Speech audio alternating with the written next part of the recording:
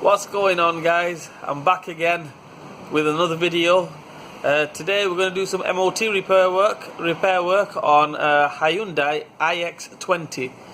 We're going to do the front pads, rear brake pads, front track rod ends, few light bulbs, securing the fog light, and yep, so lots to do. Let's get on it, guys. First job, we're going to take the brake caliper off to replace the front brake pads.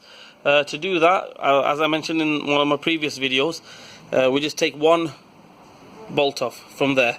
But in this case, by just taking one bolt off, we can't really swing it because the brake flexi hose is stretching, and we don't want to snap that and whatnot. So what we do is we take the top bolt off as well, and the whole caliper will just come off.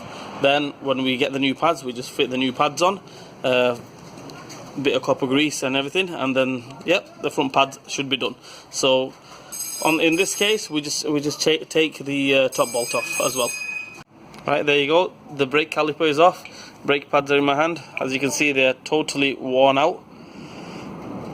So all we do now is wait for the new pads to arrive, and we'll fit the new pads. Pads are on. Pistons being clamped back.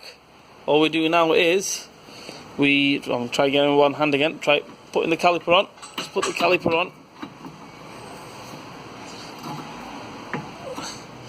There we go, caliper's on. And all we do now is put the two bolts back on. And that's about it. Brake pads done.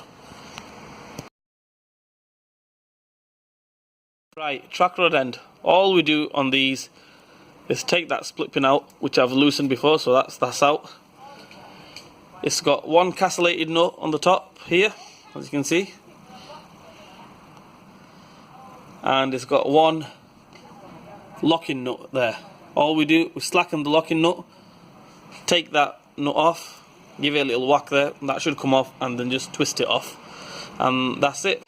I've slackened that, took that nut off, give it a little hit there, and now all we do is just wind it off. I'll try to do it with one hand.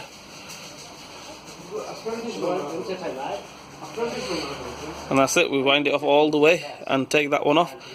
Now for the track rod end, as you can see, the track rod nut is there, the locking nut.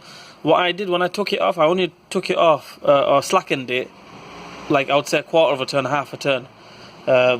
Reason being is we're going to go back to that. If we go back to that and lock it back up again, 9 times out of 10 we won't need to get the tracking done or anything like that. So I would recommend just lock it up to that again, put it back on the car, and just give it a drive. If it's okay, then happy days. If it's not, then you might need to get the tracking done. But 9 times out of 10, like I said, you don't need to get the tracking done. So dead simple, we just try and do it with one hand, wind it back in. Right, that's wound in. Get the hub, move the hub, and put that one into the hub there. Well, obviously the wheel's turning towards the other side, that's why it's not no way near. So we're going to turn the wheel this way, and hopefully that should line up. As you can see, that put that one straight in there. Obviously it's going to come straight out. I need two hands for this. One hand to hold there, put the nut on, and tighten everything up. Tighten that nut up, put the split pin back in, tighten that locking nut up, and put the wheel back on happy days.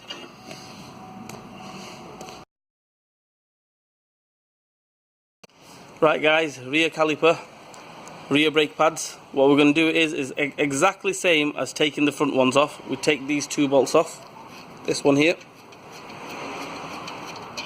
and this one here.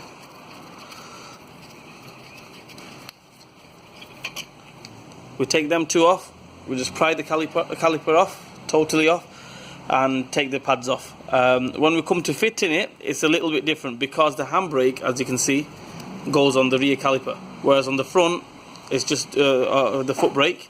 On the back, the handbrake and the foot brake goes onto the caliper. Well, it does on this car. On some cars they have inboard shoes, but this car it has the brake pad with the brake disc. So the handbrake cable goes on the caliper as well.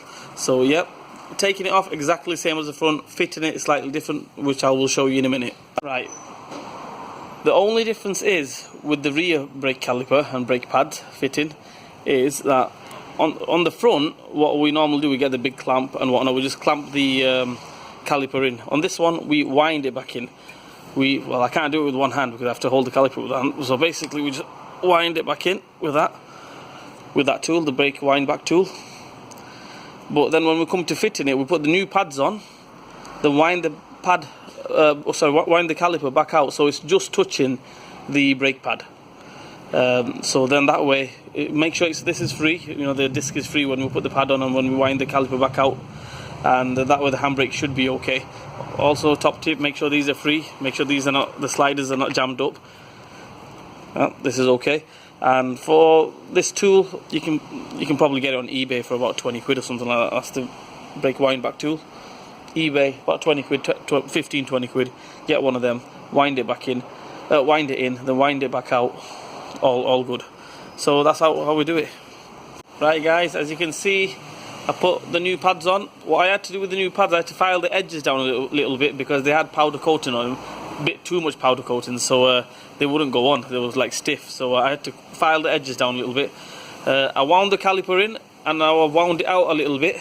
So basically, if I can do it with one hand, it would be very hard to do it with one hand. I don't think I can do it with one hand.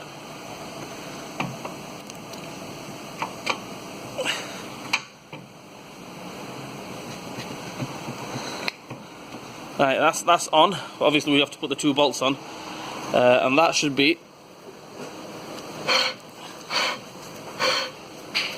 So basically, just touching the pads are just touching the disc. That should be fine. That, and that's about it. We put the two bolts on, give it a little clean out and whatnot, and then put the wheel back on, and that should be done for the rear brake pads.